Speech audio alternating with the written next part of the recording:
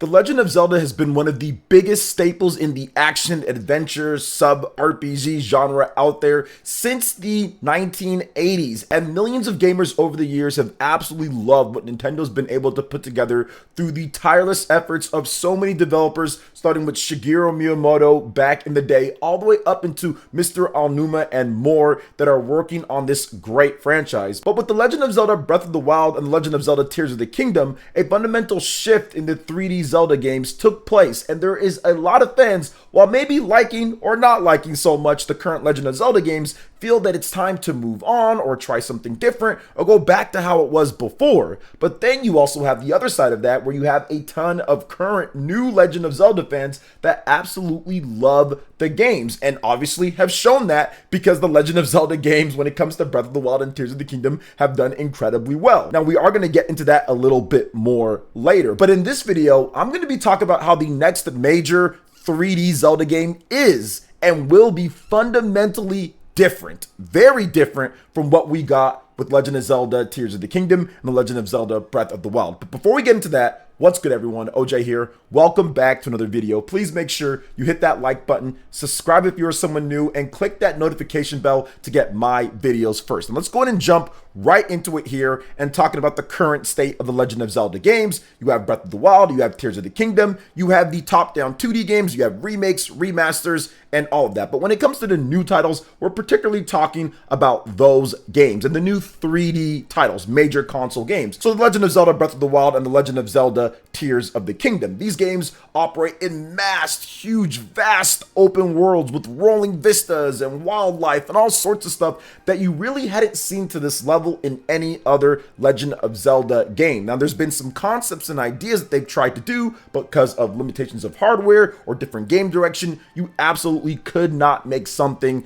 like Tears of the Kingdom and Breath of the Wild. The physics, the open world, it's wild what they were able to do, even more advanced than many of the current open world games that don't have half of the calculations, physics, and effects that you can do in the open world in their games on much more powerful hardware. So if you're simply talking about from an impressive scale, The Legend of Zelda Breath of the Wild and The Legend of Zelda Tears of the Kingdom are absolutely phenomenal. Now, that doesn't mean that they are perfect. There are some things that people have obviously pointed out when it comes to the dungeon designs, when it comes to the intricacies of the game, the mechanics. There are certain things that absolutely were done in past Zelda games that are really good, and Nintendo has tried to ease some of those features back in, especially with Tears of the Kingdom, but it wasn't quite up to what people would expect, or people that grew up on those Zelda games. But speaking of those past Zelda games, let's get into that a little bit. So past 3D Zelda games, starting with The Legend of Zelda Ocarina of Time, took a huge shift. Still a lot of things that were similar to older Zelda games before that, which was Legend of Zelda on the NES, Legend of Zelda on the Super Nintendo, and the Game Boy,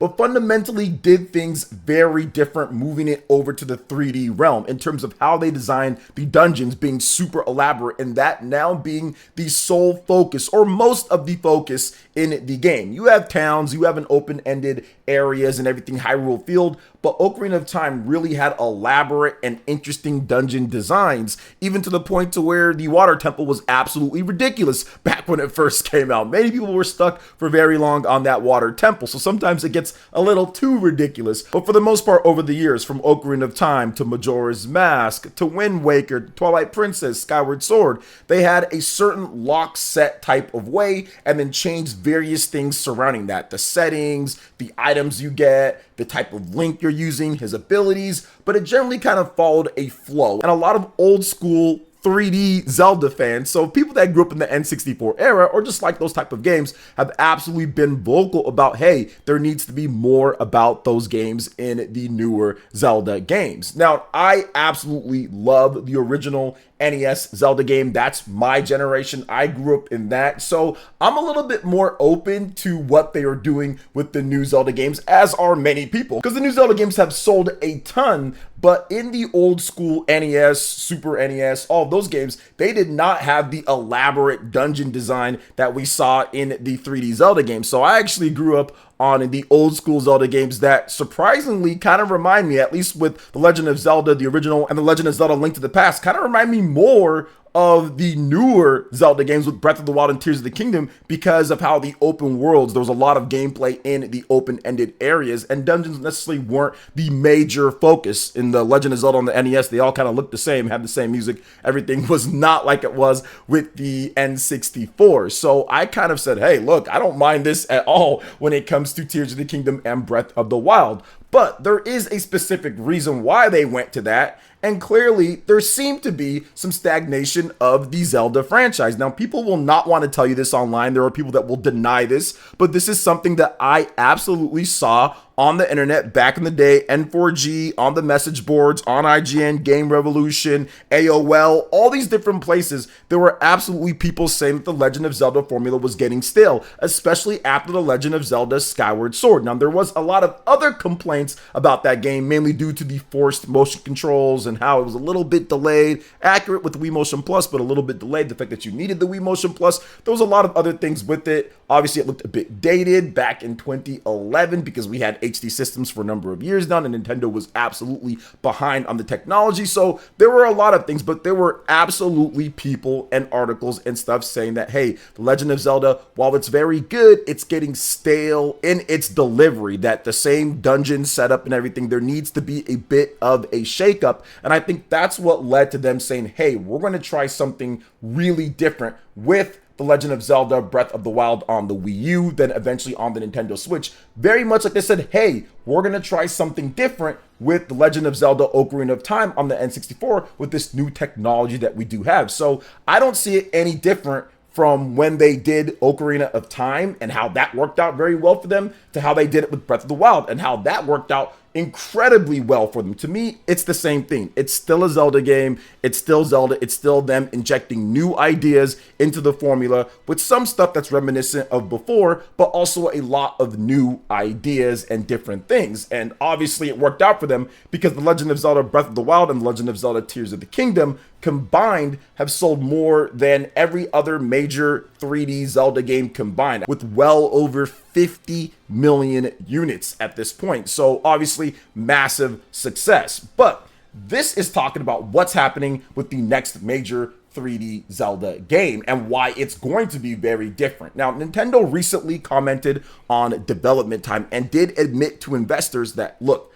development time will once again increase. It took them from about 2018, 2019 or so, all the way to 2023 to finish The Legend of Zelda Tears of the Kingdom. But this game's massive. It's got a huge sky area, it's got the regular Hyrule field, and it's got the depths. And you can seamlessly transition from one to the next to the next. So that is a lot of development time. That is a lot of development resources, and there's so much stuff that you have to do to fill out that type of world. It just takes a lot of resources, a lot of art, and just so much time. Now, with the Nintendo Switch 2 or successor coming out, they're not going to have the time, in my opinion. With them admitting that development time and resources are going to increase, they are not going to have that time to take a Tears of the Kingdom or Breath of the Wild size game and say, all right, this is going to be the first one here on this new system where the graphics are going to be a lot better and where the development time is already going to take longer. Even if they got going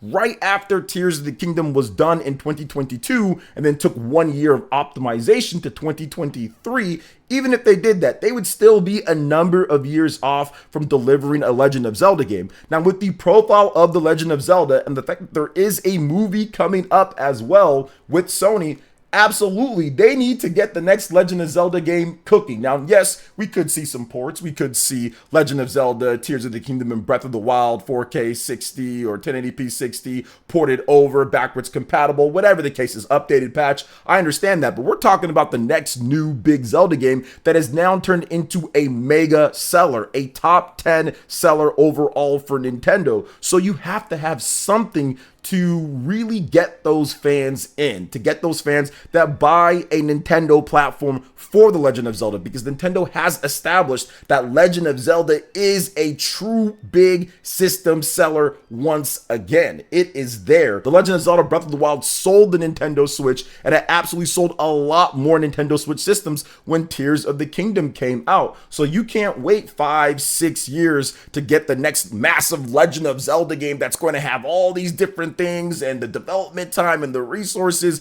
and the graphics that are going to be on the next system. You're going to have to design for the time that you have and for the system that it's on, and also for what the fans are talking about. That's where the compromise comes in. That's why I think the next major 3D Zelda game will be very different, because I think they're going to take some of that smaller scope and size of previous Zelda games and use that to their advantage. Take some of the things that they learned from the open world and the open-ended areas of Breath of the Wild and Tears of the Kingdom, put that into a smaller scope and size, and then take your time to put together elaborate, good dungeons, 7, 8, whatever the size is, and put that together. Yes, you're probably going to have a smaller game, but you're going to have a game that can compensate for the increased development time and resources, to where you're not going to be sitting there designing some massive, huge open world and trying to outdo what you did before, when you can simply took what you did before and work smarter for you with the tech and time that you do have. So there are obviously other games that Nintendo can put out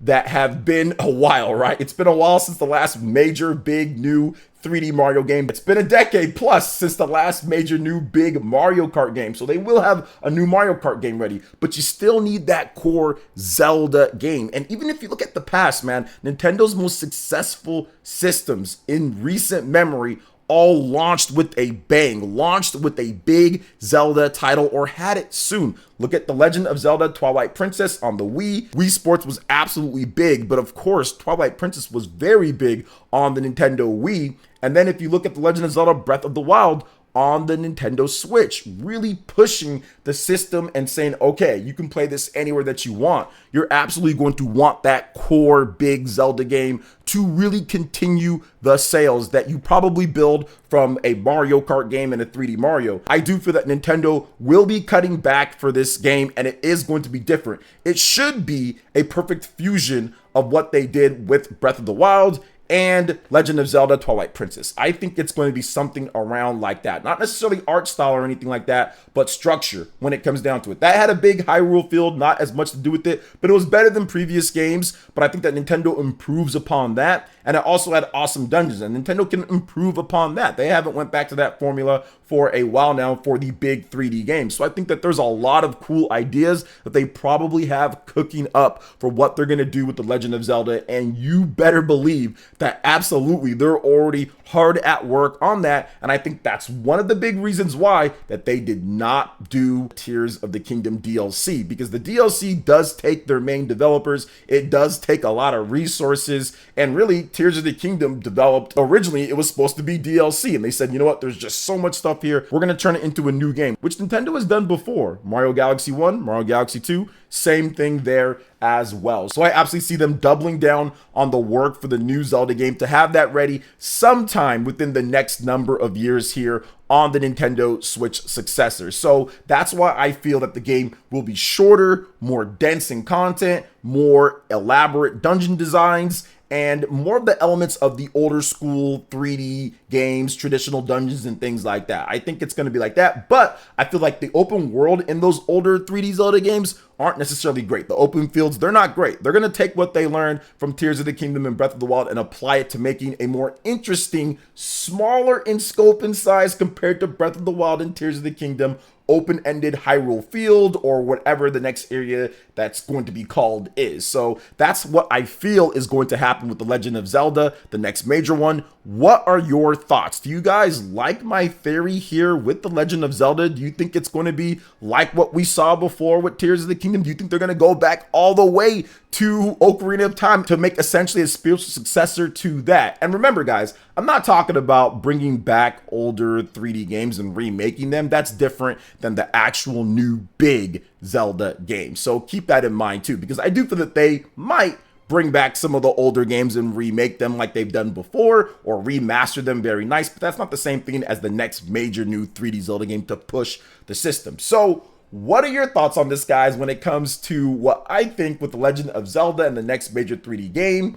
Let me know in the comment section below. All right, guys, that wraps it up for this video here. Thank you so much for watching. I do appreciate it. Please make sure you hit that like button, subscribe if you're someone new, click that notification bell, and check out my other Nintendo Switch RPG videos right here on screen. Thanks for watching, and we'll catch you guys for the next one. Peace.